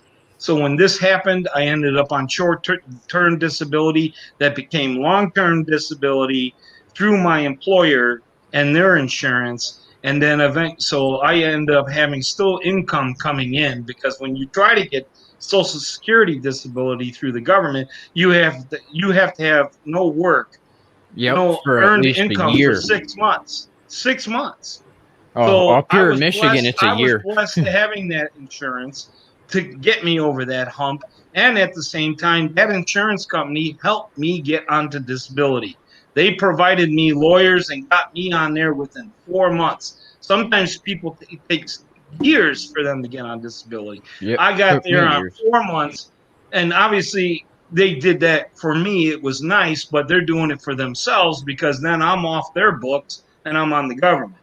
So and then plus they had a policy in there that no matter how much you got from if it dollar for dollar. So when I got my disability, it wiped out practically everything from my from the insurance through work, but they had a very basic low one. No matter what I made, I got something until I get to the age of 65 when I retire.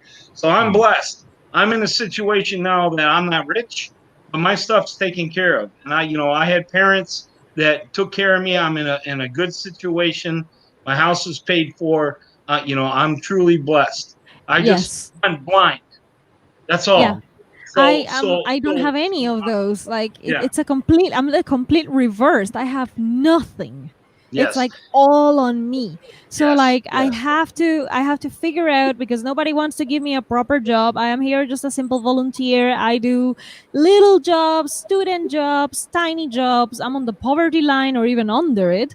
And it's like it's all on me. I have to figure, so that's why I'm looking forward to Andrew's series, because I am in a situation where I really need to do something to it's all on me. So I have to, so you also, like, for blind people and people in general just watching this, like, you have to take into account your circumstances. Like Paul was saying, Paul is blessed, and I'm genuinely happy for him too, because like people who are blessed, you don't have to feel the sort of pressure that people like me are feeling, that it's all on you now.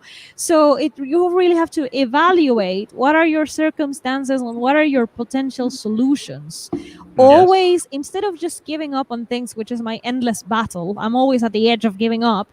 What you have to do instead, which is something I'm aware of, but it's easier said than done, is that you have to look for solutions. You know the problem. Good. You know what's the problem. Now you have to look for solutions. But for that, you have to evaluate your circumstances, your specific and personal situation, because being blind and visually impaired is not the same for any of us on this panel. No. And it's interesting that, 10 ways to get off of disability. But at the same time, if you take that equation out, it still benefits you, Dal, because you don't have disability. So you need to find ways to survive. And that course will teach you that even though, some people, people are looking at, oh, you need to, get off the government. Well, I don't feel that way. I don't feel that way. I'm blessed. I've earned the right. That's what our country Yes. stands for, to Yes. care for the disabled. So I don't personally look against somebody that's on disability. They earned it. It's not easy. I don't care what people say. Oh, look at this and look at that, and this person got this very easily. No, it's not easy. I had to go through a ringer to get this. Mm-hmm. And fortunately, in my life, I had help instead of doing it on my own. I had help. I was blessed, and the whole transition went smoothly. So now I'm in a position that I feel blessed. I have an income, and now what do? I'm not, I'm giving back to the community. This live stream, I'm giving back. I'm not getting paid for this. My intention on YouTube is not to be paid. I don't want money. Actually, it'll complicate it. The few pennies you make on YouTube, in the end, reporting this and that, and it affects your insurance and this and that and the other, it's not worth it. So I'd rather I'm here, not monetarily, I'm here spiritually, and I'm here to educate and just to spread the love. Mm-hmm. That's my I'm blessed. So do I take that money from the government and just sit on my laurels and just take advantage of it? No, I'm giving back. I'm blessed. I got food in my mouth. I got a roof over my head. My bills are paid. Now what do you do, Paul? Well, I'm going to give back and just, and I'm not asking for anything because I've already been provided. So now I'm giving it back in a certain way back out to the community. That's my belief. Right. Yes. Now, that doesn't mean I'm disrespecting you and your title. I'm just saying that now people think, oh, I should get off disability. Disability is bad. No, to me, no. So there's that other aspect. Are you a hero or not? Is disability bad or good? Well, in my eyes, it's not bad. Right. It is neither, to me, it is neither good or bad. To me, it just is. Neutral. I think it depends on the person's situation. Yeah, that is for sure.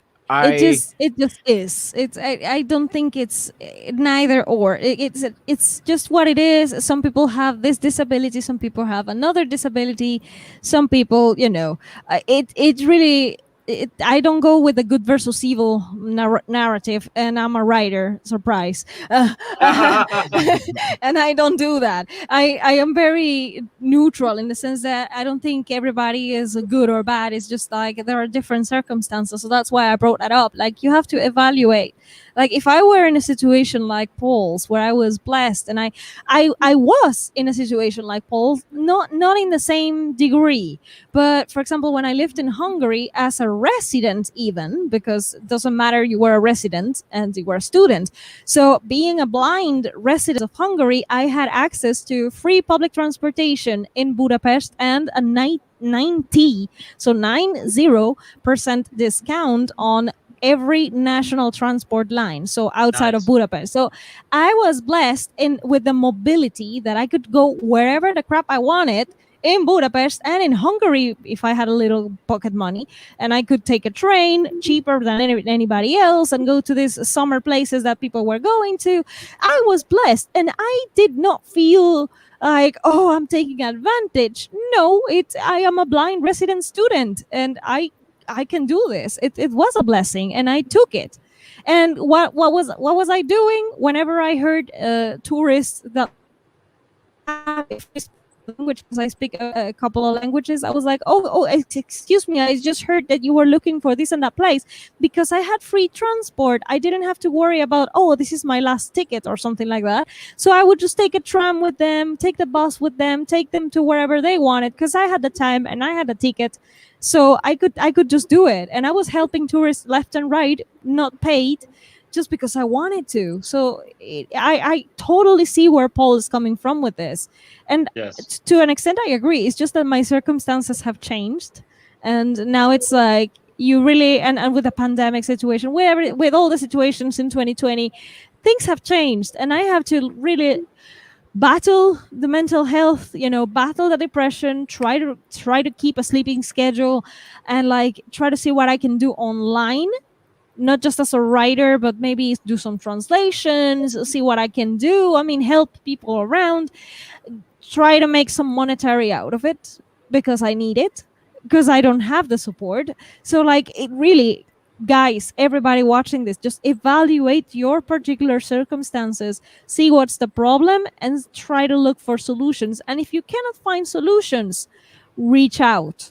There are people, like, I'm so happy to have met Beverly here, because I'm going to reach out and I'm going to look, Beverly, I would like to ask you for this and this and that, like, well, your friend that has the same condition that I have, blah blah blah blah blah. I'm going to reach out. You bet I'm going to reach out, because it is the only way. When you cannot find solutions yourself, you have to reach out. And like, asking for help is a big deal for a lot of disabled people. They just don't want to. That's another subject. Yeah, that's Maybe we'll another one. discuss.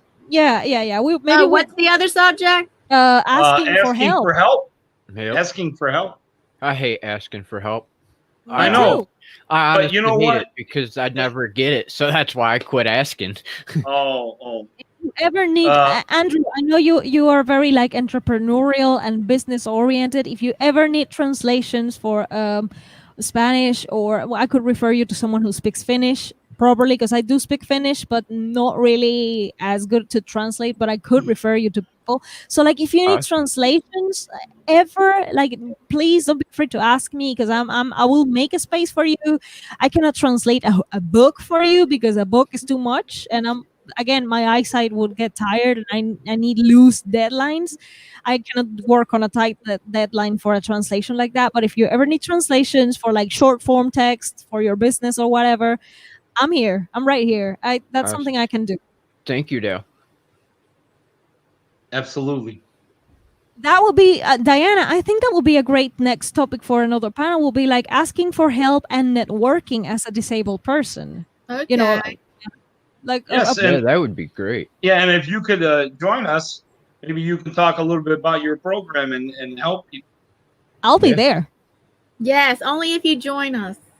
I'll be there. I'll be there. Definitely. Now, next month we're going to be back to. We changed the time. This was a good time of day, though. I was going to talk to you about that later. Okay. We'll see. We don't know the time yet, but it will be the first Sunday of the month first Sunday in September. Oh, well, that doesn't matter. The holiday weekend. I'm sure it's going to be. I'm sure it's Labor Day weekend, but no, we should not make it second Sunday. Go ahead, make it first Sunday in September. Yeah, I think so. Yeah, I think so, because we already threw a wrench in it. Yeah, for the July holiday. Yeah, and then also, you can check the analytics to see if it's worth. Maybe we should do it twice a month. Yeah, we'll see. We can just talk about that. The feedback I got was they said, well, it's 2:00 in the morning for us in Australia. We'll be there next month, Paul. So we have to accommodate the other side of the world.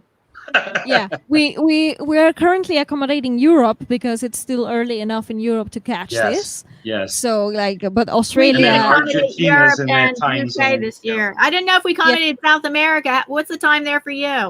I'm on the same time zone almost. I'm just 1 hour ahead. Is Europe? No. Argentina is just, it's almost 3 p.m. That's South here. America, right? Yeah, South America it's almost 3 p.m. here. So okay. I'm just 1 hour ahead of Eastern time. So yeah, 2 hours for me. Yeah, it's nothing. It's really nothing. Yeah. Okay. Wonderful. Well, any final thoughts? Just thank you. Yeah, thank you for having me. Oh, you're welcome. Thank you for joining us, Andrew. And that's Andrew at his channel. He has his channel there, Consult a Blind Guy. I'll give you a link on the private chat. So you put the link on the comments. Oh, hey, I didn't think about that. Oh, yeah, only a moderator can do that. Yeah. Or myself. Consult. Yeah, Diana, it's in the private chat here on StreamYard. Yeah, I'm pulling it up right now so I can put it in for you. Oh, they got a private section so that it doesn't show up and only the people on panels see it? Yeah. Yes. That's right. Oh, that's nice. That's nice. That's nice. Well, final thoughts. I am so grateful. I am so grateful for hi, everyone Bobby. I'm being not here sure today. about that. Wait, hold on. Come. What's the I problem? still might have time for a happy dance, I guess. Maybe we take this out with a happy dance. Well, that's totally up to you, Diana. I'm just going to give Yeah. my final thoughts. Well, maybe not. And I don't know. I'm going to give my final thoughts, and then you just take over, and you can do what you want. Yes. I'm grateful. I am humbled. I am grateful. I thought about this for a long time that I wanted to do this. I wanted to do it on my channel, but trying to do what Diana does, it's hard for me to do that.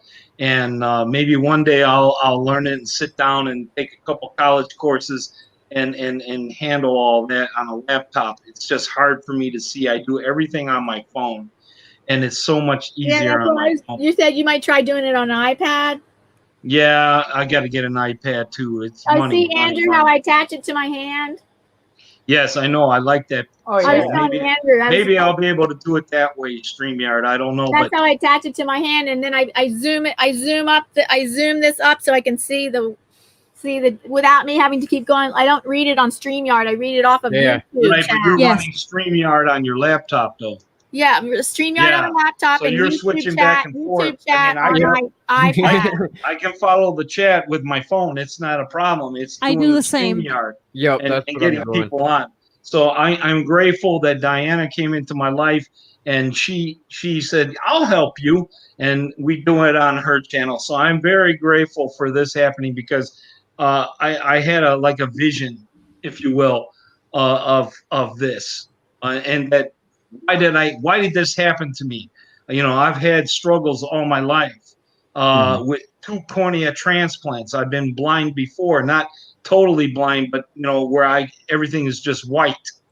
I've had 2 cornea transplants that brought my vision back, and then I went back to work and did the yada yada thing all over again, and then now I'm shut down. And Lisa tells me the universe is telling you something. You didn't listen when your cornea failed back when you were 35, and all you thought about was when is this going to get healed so I can get back to work and provide for my family. And I was laid up for a year, and that's a whole long story. Maybe I can, tell people. But I met some amazing people during that time. I volunteered. I ended up being in the newspaper. I met a gentleman just like me, blind in one eye and didn't see out of the other, and he had a cornea transplant in that eye and didn't have the other eye to work on. And so I found him. He could have been on the other side of the world. He was only 25 miles from me. My ex-wife at the time found him online, and I was looking at him for answers. And then he one time just listened to me talking, and he said, "Paul, what are you doing?" And I'm like, I organized my sock drawer, and I'm like, well, yeah, but that's good, but you need to give back to God, and you need to give back to the community, and you have a story to tell, and you need to do that. And then he says, volunteer at a old folks home, and or at Lexington. Lexington, I can't remember the name of it, but there were people with multiple sclerosis and blind people and people bedridden. And I went to bed and just talked with them and conversed. And that was the way I could give back. And, my eye healed so fast doing that. And then I went back into the grind of working again and just being miserable and doing all this. And then my cornea failed again, where I had to have a second cornea transplant. But technology and got better, and my recovery was only 2 weeks. And then I'm back to the work grind again. And then now fast forward to when I was 52, boom, that's it. And I thought I would never see again. And I got some of my sight back, but only a little bit, just to make me feel grateful, but not just enough to prevent me from going back into the grind of things again. So now I'm like, what do I do? What is it that why did I go blind again? Why? There's a message here. And I meditated on it, and I did some soul searching, and I came up that I just have to tell my story and throw it out there and have topics and educate people and throw that empathy out there, because that gentleman that I found when I had my first cornea transplant, his name was Jerry Bowie, and he was a vice president for a bank out in Chicago. And he lived in the suburbs close to where I was at the time. And he inspired me. So I'm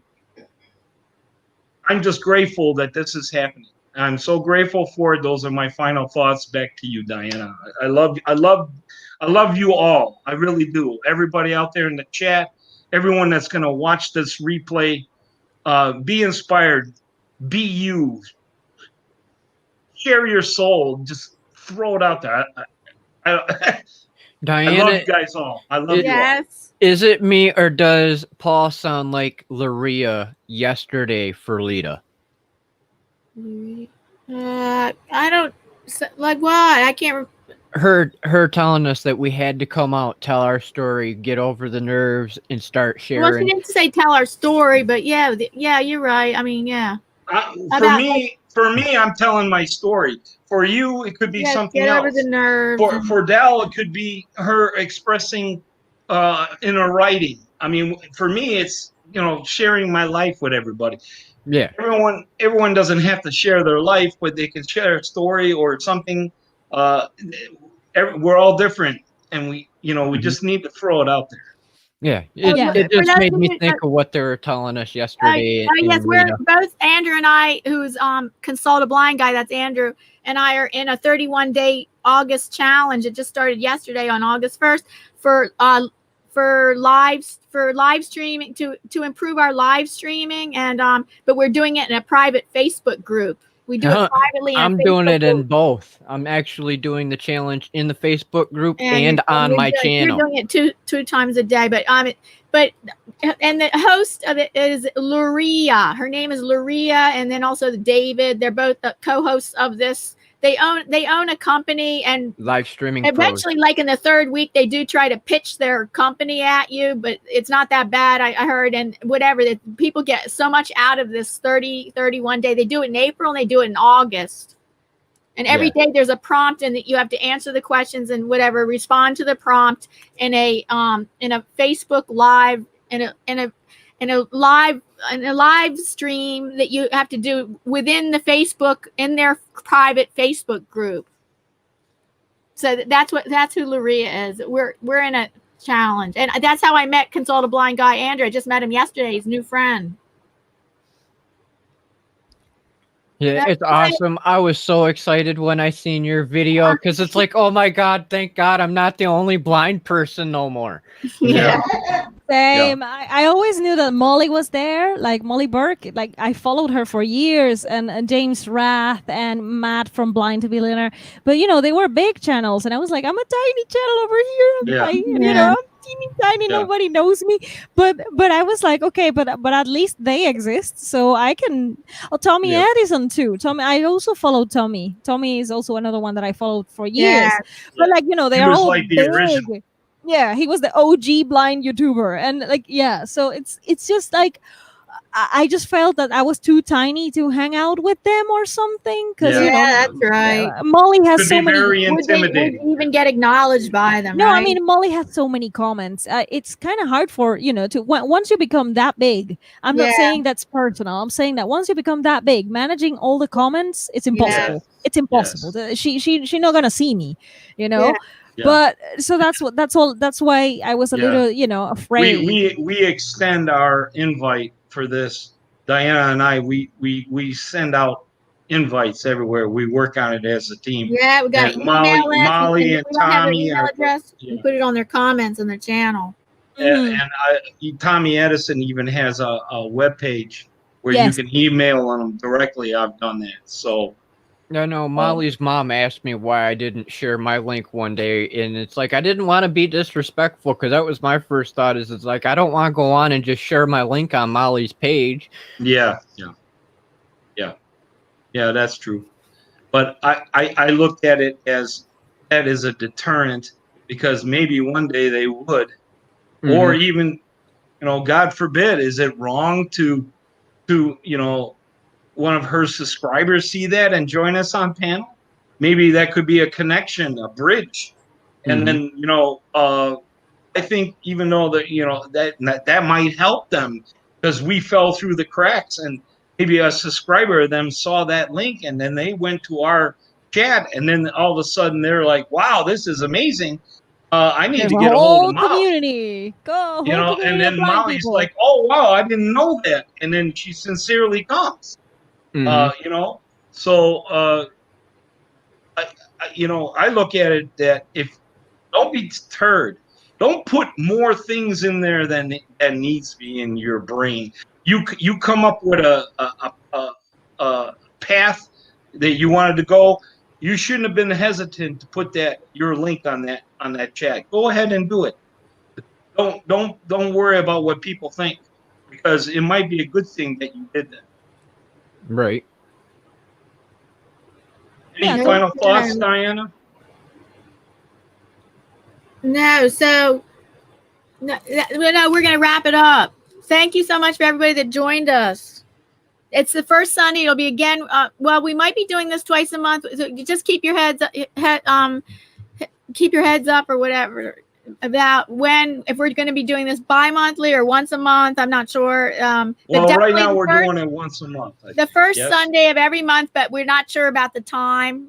So you have it may or may not be 12 noon again. So, but it's definitely the first Sunday of every month. Just keep me keep me posted. Yeah, and I'm gonna drop that link on Facebook and Twitter. Like I will send you a comment. Promote everything. Post a comment on I have comments, and I have email addresses, and I have people's channels. If I don't have your email address, then I have your channel, and then I post a comment on. Yeah, we're on Instagram. You can just DM me there. I'll do everything. Good. Yeah.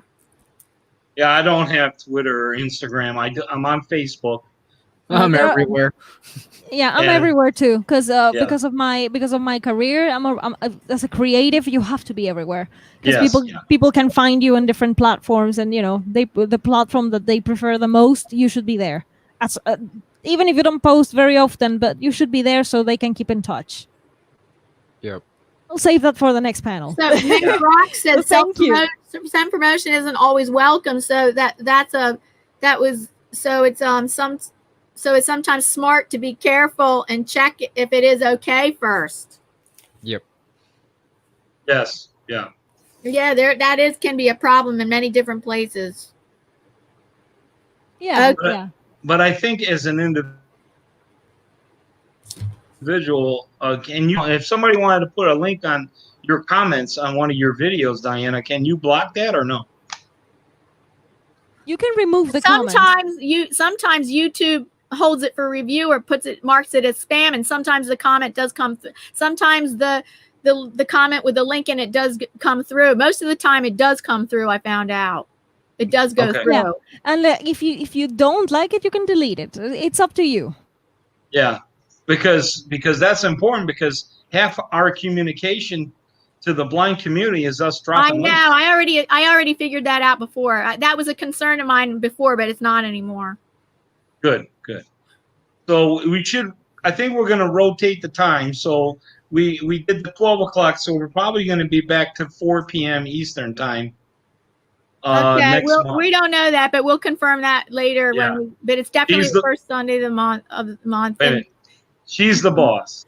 She's the boss. So okay, so I'm pointing to you.